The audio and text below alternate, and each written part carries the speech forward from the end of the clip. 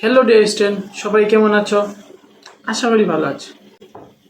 গত ভিডিওতে হিসাব বিজ্ঞানের একটা সূত্রের কথা বলছিলাম, সম্পদ সমান সমান দায় প্লাস মালিকানা সূত্র। এই সূত্র সম্পর্কে একটু আলোচনা করছিলাম, সূত্রটা বলে দিয়েছিলাম। আজকে সম্পদ, দায়, মালিকানা সূত্র এই তিনটা বিষয় নিয়ে একটু আলোচনা করব। টোটাল একটা আলোচনা করব। আলোচনার মাধ্যমে আমরা সম্পদ কি, দায় কি এবং মালিকানা সত্ত্ব কি জেনে নিব। সম্পদ, দায় আর মালিকানা সত্ত্ব জানতে হলে প্রথমত আমাদেরকে আগে বিজনেস সম্পর্কে জানতে হবে, অর্থাৎ ব্যবসা সম্পর্কে ধারণা নিতে হবে। সাধারণত আমরা ব্যবসা সম্পর্কে অনেক ধারণাই জানি, কিন্তু আজকে প্র্যাকটিক্যালি ধারণা দিয়ে দিব। অর্থাৎ আজকে নিজে আমরা ব্যবসায়ী হয়ে সম্পূর্ণ ধারণাটি নিয়ে নিব। বুঝতে পারছো? এখন ব্যবসা করতে হলে তো আমাদেরকে প্রথমত একটা দোকান লাগবে, তারপর বিক্রি করার জিনিস লাগবে। তো আমার তো এখানে কোনো কিছুই নাই, একটা দোকানও নাই, কোনো কিছুই নাই। তো আমরা কিভাবে ব্যবসা করব? তো এর সলিউশনও আছে আমার কাছে। আমি স্ক্রিনে কিছু ছবি দেখাবো তোমাদেরকে। ছবির মাধ্যমে আমরা টোটাল ধারণাটা নিয়ে নিব। বুঝতে পারছো? তো প্রথমত আমি ছবিগুলো দেখাই।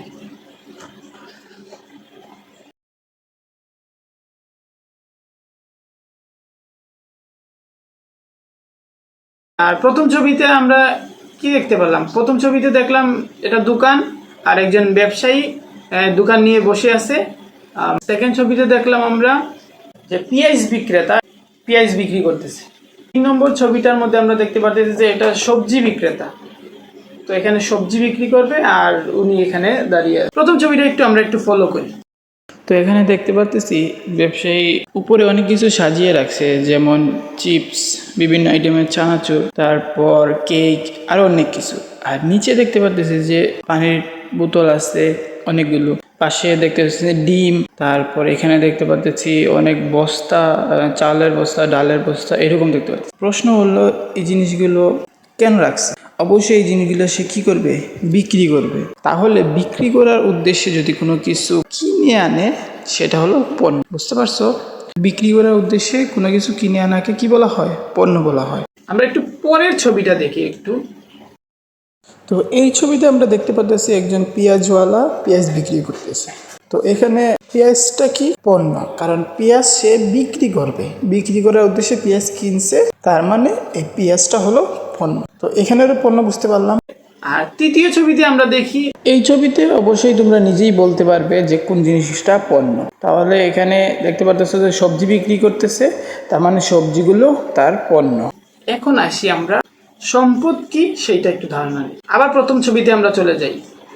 তো সম্পদটা জানার আগে সম্পদের সংজ্ঞাটা একটু জেনে নিই। সম্পদ হলো এমন জিনিস যা বিক্রি করার উদ্দেশ্যে কিনবো না, বরং সুবিধা পাওয়া যায়। অর্থাৎ যে জিনিসটা আমাদেরকে সুবিধা প্রদান করবে তাই হলো সম্পদ। আমরা ক্রয় করব, কিন্তু বিক্রি করার উদ্দেশ্যে নয়। তো এখন ছবির দিকে একটু লক্ষ্য করি। ছবিতে যে সকল আসবাবপত্র আছে সবগুলো সম্পদ। তাহলে আসবাবপত্রের মধ্যে কি আছে? দেখা যাচ্ছে লোকটি একটা চেয়ারের মধ্যে বসে আছে। তারপর এখানে অনেক আইটেম রাখার একটা কি আছে? টেবিল আছে। তাহলে এই রাখার টেবিল আর হলো চেয়ার, এইসব কিছু কি আসবাবপত্রের মধ্যে পড়ে, তাই এইগুলো হলো সম্পদ। তো আরেকটু ভালো করে বুঝতে হলে আমাদেরকে দ্বিতীয় ছবিটার দিকে একটু লক্ষ্য করতে। তো দ্বিতীয় ছবিতে আমরা প্রথমে জানছি যে পেঁয়াজ হলো পণ্য, পেঁয়াজ বিক্রি করবে। আর কিসের উপর পেঁয়াজটা রাখ? এখানে দেখতে পাচ্ছি একটা ব্যানের উপর পেঁয়াজটা রাখছে। তাহলে সে এই ব্যান থেকে কি পাইতেছে? সুবিধা পাইতেছে। তাই এই ভ্যানটা কি করবে না? সে বিক্রি করবে না, এখান থেকে সে সুবিধা পাইতেছে। তাই এই ভ্যানটাই তার কি? সম্পদ। তাহলে এই ছবি দেখেও আমার মনে হয় না আর কিছু নতুন করে বলতে হবে। এখানে সব ওই আগের মতোই সবকিছু যে জায়গায় রাখছে ওইগুলো সম্পদ। আর এখানে আরেকটা জিনিস দেখতে পারতেছি, ওয়েট মেশিন। তাহলে এই ওয়েট মেশিনটা হলো যন্ত্রপাতিটাও সম্পদ। তাহলে সে কি করবে না? এই যন্ত্রপাতিটা সে বিক্রি করবে না, তাই এটাও সম্পদ। ওকে, সম্পদ সম্পর্কে একটু নর্মাল একটা ধারণা দিয়ে দিছি। তো সম্পদের আরো অনেক লিস্ট আছে সম্পদের, এটা আমরা পরবর্তীতে বলে দিব। আপাতত আমরা নর্মাল একটা ধারণা নিই। সম্পদ আমরা বুঝলাম, এখন আমরা জানবো যে দায়টা কি। দায় মানে কেউ আমার কাছ থেকে কোনো কিছু পাবে, অর্থাৎ পাওনাদার। পাওনাদারকেই কি বলা হয়? দায়। মনে করো আমি কারো কাছ থেকে ঋণ নিছি, ধার নিছি, নেক্সটে কি করতে হবে? এই টাকাটা তাকে সুদ করতে হবে, পরিশোধ করতে হবে টাকাটা। তাহলে সে কি পাওনাদার, সেটাই দায়। যতক্ষণ পর্যন্ত দিব না ততক্ষণ পর্যন্ত কি এটা দায় হিসাবে গণ্য হবে, অর্থাৎ সে পাওনাদার। কারণ আমি যদি ব্যবসা করি, ব্যবসার ক্ষেত্রে আমার কাছে বর্তমানে টাকা নাই, মনে করো আমার কাছে কোনো টাকা নাই কিন্তু ব্যবসা করার ইচ্ছা আছে। এখন আমি টাকা কোথা থেকে ম্যানেজ করব? হয় আমি আমার ফ্রেন্ড কারো কাছ থেকে টাকা ধার নিব, আর না হয় আমি কি করব, ব্যাংক থেকে টাকা ধার নিব। তো ব্যাংক থেকে যদি আমরা টাকা ধার নেই তাহলে অবশ্যই ব্যাংককে পরবর্তীতে পরিশোধ করতে হবে, তাহলে সেটা কি দায়।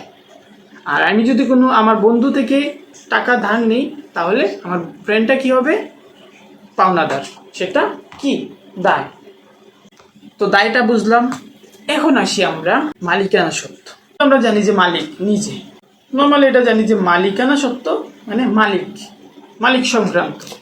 এখন আসি মালিকানা সত্ত্বর কিছু ভাগ আছে। মালিকানা সত্ত্বর 4টা ভাগ আছে। তো প্রথম হলো মূলধন, 2 নম্বরে আছে ব্যয় অর্থাৎ খরচ, 3 নম্বরে আছে আয় মানে লাভ, 4 নম্বরে আছে উত্তোলন। প্রথমটাতে আসি যে মূলধনটা কি। মূলধন হলো মালিক ব্যবসায় যে টাকা দিবে।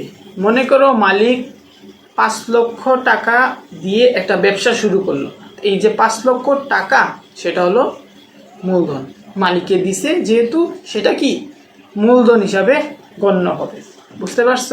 আচ্ছা, আমরা মূলধন সম্পর্কে একটা নর্মাল একটা ধারণা দিই, খুব ছোট্ট একটা ধারণা দিই মূলধন সম্পর্কে। পরবর্তীতে আমরা আরো অনেক বেশি আলোচনা করব, যখন অঙ্ক করব তখন আরো ভালো করে বুঝবো। জাস্ট নর্মাল একটা ধারণা দেই।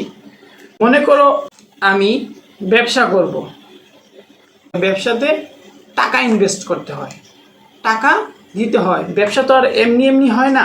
তো ব্যবসা করতে হলে কি করতে হবে, প্রথমে টাকা দিতে হবে। তো আমি আমার ব্যবসার জন্য 1 লক্ষ টাকা প্রদান করলাম, 1 লক্ষ টাকা দিলাম ব্যবসাতে। তো এই যে 1 লক্ষ টাকা দিছি সেটাই কি মূলধন। আমি মালিক, আমি আমার ব্যবসাতে 1 লক্ষ টাকা দিছি, তার মানে এটা মূলধন। এই টাকাটা কি মূলধন। মূলধন বুঝলাম। এখন আসি ব্যয়, খরচটা কি। ব্যয় যেটা খরচ একই কথা। এখন খরচ কি, প্রথমত আমি কি করলাম, টাকা দিলাম। এখন এই টাকা দিয়ে আমরা কি করব, আমি যা বিক্রি করব তা কিনতে হবে। যদি কাপড়ের বিজনেস করি তাহলে আমাকে কি করতে হবে, কাপড় কিনতে হবে। তাহলে যে কাপড় যে কিনবো, যে খরচটা হয়েছে সেইটাই ব্যয়। বুঝতে পারছো? এখন আসি আমরা আয় কি। আয় মানে সাধারণত লাভ, এটা আমরা জানি আয় লাভ হয়েছে। লাভটা কি, যে মনে করো এই কলমটা আমি 3 টাকা দিয়ে কিনছি, এই কলমটা কি 3 টাকা দিয়ে কিনছি, আমি বিক্রি করব কি 3 টাকা? অবশ্যই না। আমি এই কলমটা বিক্রি করব 5 টাকা অথবা 6 টাকা দিয়ে বিক্রি করব। তাহলে আমার লাভ কত? যদি 5 টাকা দিয়ে বিক্রি করি তাহলে 2 টাকা লাভ, আর যদি 6 টাকা দিয়ে বিক্রি করি তাহলে আমার 3 টাকা লাভ। এই যে 3 টাকা আর 2 টাকা লাভ হয়েছে, এটাই আয়। বুঝতে পারছো?